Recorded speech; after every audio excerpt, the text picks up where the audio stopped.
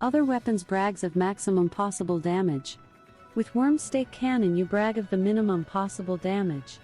Even skill-less Wyrmstake can do this much damage as long you target it right. The curse and the blessing of Wyrmstake is that the only thing that changes your stake's damage are ground splitter and the hit zone you are hitting. Artillery and Dango Bombardier only change the damage of the charged shells before and the explosion after. They add up to 100 more damage together, and they also boost the moves you use when you aren't throwing stakes, so artillery is the only one must-have skill in a Stakelance build. If you are using a level 4 or less Gunlance, you may use the Rampage skill Wyrmstake boost. That one makes your WS do the damage of a higher level Wyrmstake. It does not work right now with level 5 Gunlances because there is no level 6 in the game files. Species exploit ramp-up skills may work, but I have cruised through the whole long chart and there is not a single level 4 Gunlance with that or Wyrmstake boost. This makes Howitzer pretty much the only one long Gunlance worth using for staking. Weapon progression is just as simple. Bone and Canyon Tree, ignore the rest. The bone tree only requires you to mine bones in the maps and do some fishing to upgrade. You can craft your first long 1 Gunlance as soon as after the tutorial hunt, and the series will last you for the whole low rank. Once you beat Magnum Aloe, you can craft the first Canyon series Gunlance. Upgrading it to level 3 takes a commendation and buddy tickets. Buddy tickets can be grinded very fast by initiating expedition hunts and leaving them ASAP. It will count also for Kimura tickets. Clearing the HR Urgent Rampage quest, you will get enough ramp-up tickets to use Wyrmstake boost, with it raising the effective WS damage to level 4. Basically this weapon destroys the early HR monsters. It's good enough that you will not need to craft more long Gunlances until you unlock the final level beating Nargacuga. But if you still want a proper level 4 to boost your charged shells, there is a Golem Gunlance that once again only takes to mine bones to craft. When you finally craft Howitzer, change the ramp up to Buddy Rally. You don't need too much defense, and this is the only real thing that will boost your damage. An indirect buff, but a buff it is. Armor for low rank is the famous Reno Roggy set.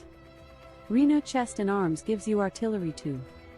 Roggy armor head and legs gives you evade extender 2.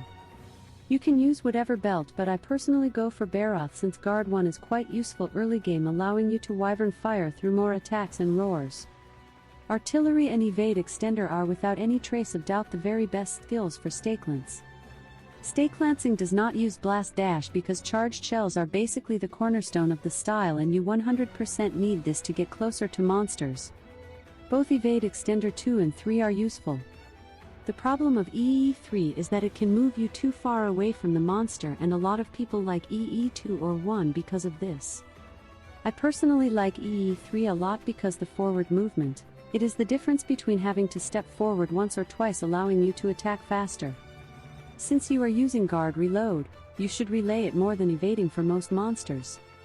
Guard reload is a 2x1, you get your stake back and defend from the monster.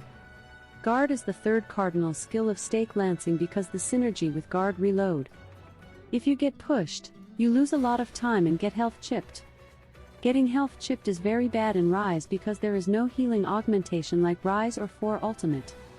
The damage you take must be manually healed back sooner or later.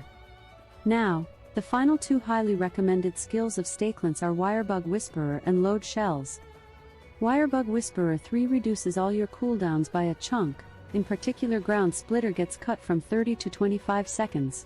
This allows you to get back ground splitter faster if you have to cancel it and have guard edge more available. This is also great for transportation. With 3 wirebugs and evade extender you can fly an absurd amount of time. Finally, there is load up.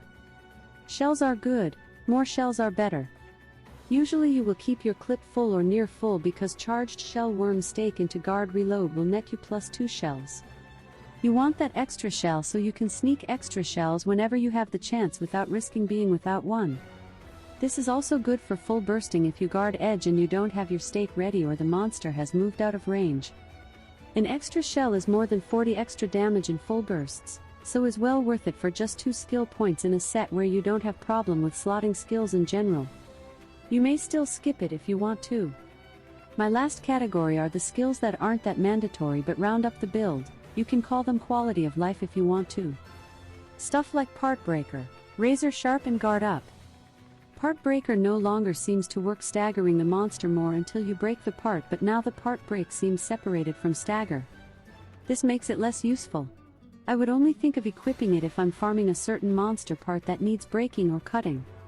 Wyrmstake ticks do slash damage and can cut tails. The game is also very generous with capture rates. Things like Gravio's tails are quicker obtained by capturing the low-rank monster. Razor sharp is generally more useful since it allows you to forget about sharpening your weapon at all. I usually got for razor sharp 2 because Master Ibushi, male. Channeler, female, helm having both razor sharp 2 and Wirebug Whisperer. With razor sharp 2 took me in an experiment 270 hits to reach orange sharpness, then is when shells lose damage.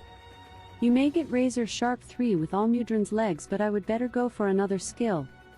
Guard up is a very conditional skill. There are very few monsters that use frequent unblockable attacks. You can replace guard up in some cases with ground splitter. You will not get flinched and can attack and deal damage at once. The trade-off is that you will get damaged. So in general, for the builds, you want artillery 3, load shells 2, evade extender 2 to 3, Wirebug Whisperer 3, guard 1 to 5 and 1 between part breaker, razor sharp or guard up. And a bunch of level 1 points. Guard 5 is very hard to achieve without sacrificing the skills of the last group. I got for you 3 builds. All these builds use as a charm Wirebug Whisperer 2 in 1 slot. I use this charm because it is the easiest one to get between all other skills. Skills and charms are rated by rarities. Artillery is S rank, that means is as rare as a critical boost charm. Load shells, razor sharp and guard up are also A or worse rare. Everything but razor sharp has craftable decorations.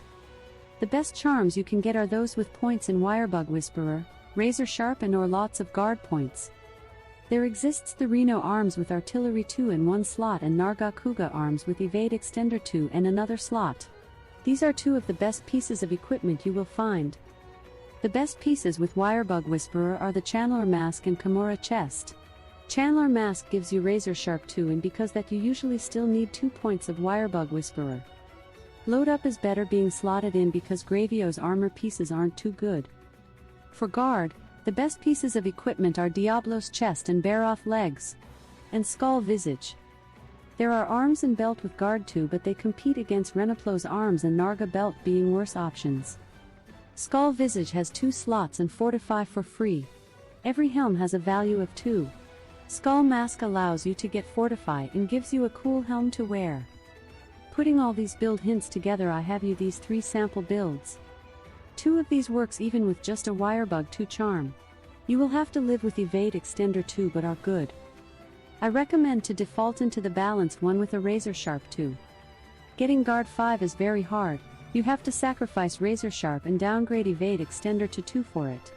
I only recommend it for monsters that really require guard 5. Most the time guard 3 is more than enough. For the guard 5 build, use grinder decorations in your level 1 slots. The last one is for those monsters that require guard up. I'm settling here for guard up 2, but you can get guard up 3 if you downgrade evade extender to 2. I have left in these builds the level 1 skills empty because you should not do what most do of maxing defense and calling it a day. Level 1 slots are great for adding anti-elemental and anti-status skills. If you eat for high defense resistance and use the proper resistance decorations, you will become the elemental blight the monster causes. Other great level 1 slots are diversion, so you can get the monster to focus on you instead of the buddies and other players and flinch free. Level 1 is very flexible and you should make the most use of them. And all is all about Stakelance builds.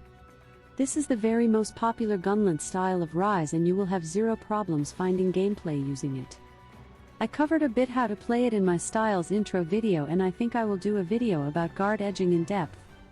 Due to the results of my poll with 1000 votes, I will cover the other long shelling build based on Blast Dash and Hail Cutter for spamming Wyvern Fire of all things. The Wyvern Lance. Thanks for watching you all. I greatly appreciate your support taken about how unpopular Gunlance is, and because of that, my video reach.